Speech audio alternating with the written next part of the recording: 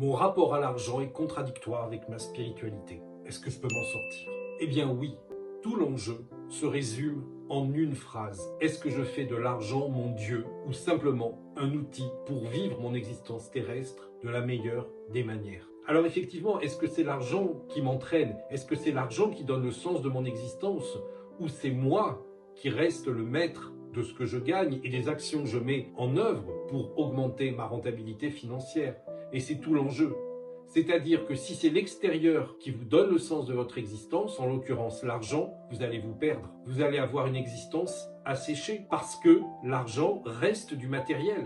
Donc il est important de bien prendre du recul par rapport à la puissance et à la domination que vous donnez à l'argent vis-à-vis de vous-même.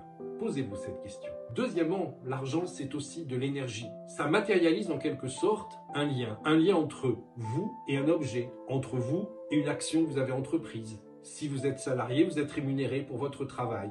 Quand vous allez chez un commerçant, vous achetez quelque chose, c'est-à-dire que vous donnez de l'énergie financière à ce commerçant et en retour, vous obtenez un objet ou un service. Donc c'est un flux. Et ce flux, ne vous laissez pas engouffrer dedans. Ne vous laissez pas perdre comme si c'était un courant au milieu de la mer qui vous entraîne vers le large.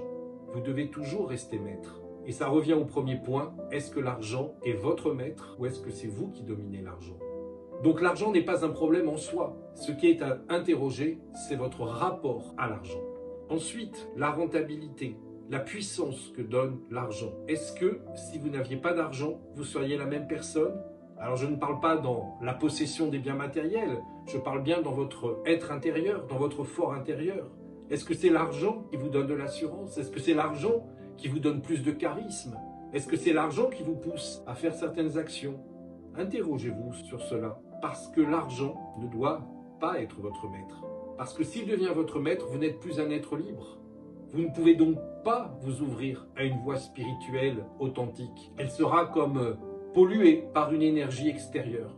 Libérez-vous le plus possible de ce qui vous emprisonne pour redevenir un être libre. Un chemin de spiritualité, c'est un chemin de liberté. Donc regardez autour de vous ce qui vous emprisonne. Aujourd'hui, on parle de l'argent. Est-ce que l'argent est une libération ou une prison? C'est là où il est dangereux. S'il devient votre maître, il va peu à peu vous enfermer parce que vous allez répondre aux besoins d'en accumuler de plus en plus et donc vous allez mettre en place des actions qui vont vous emprisonner. Alors l'idée n'est pas du tout de dire que gagner de l'argent c'est une mauvaise chose, pas du tout. C'est regarder de manière très attentive si le fait de gagner de l'argent vous permet d'aller sur un chemin de liberté ou au contraire un chemin qui vous emprisonne.